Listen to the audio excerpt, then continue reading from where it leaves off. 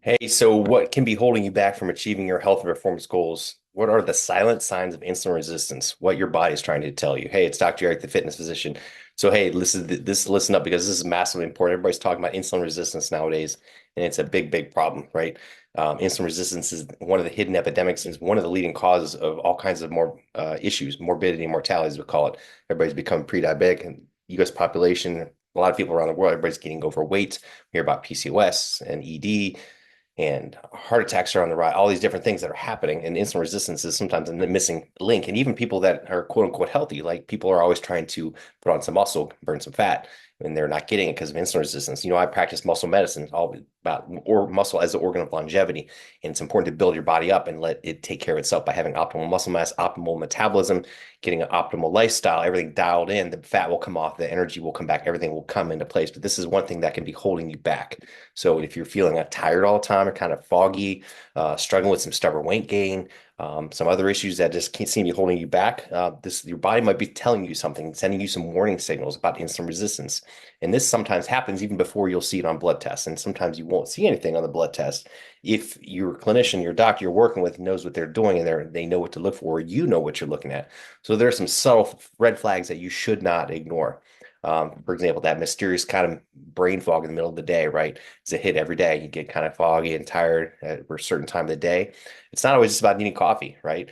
Even with adequate sleep, sometimes just that little bit of cloudiness in the afternoon could be a sign that you're having some insulin resistance. Another one could be waking up in the middle of the night, like 2, 3 in the morning. Are you waking up a lot, 2, 3 in the morning consistently? It's not just a random sleep pattern. It could be linked to nocturnal or nighttime blood sugar fluctuations that could throw off your natural sleep rhythm.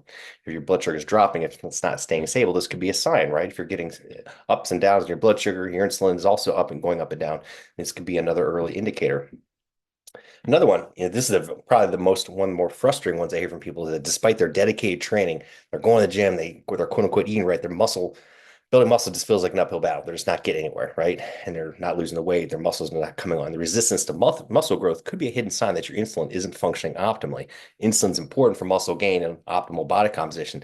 And if things aren't clicking right, if you're having insulin resistance, not getting where it's supposed to be, that could be an indicator.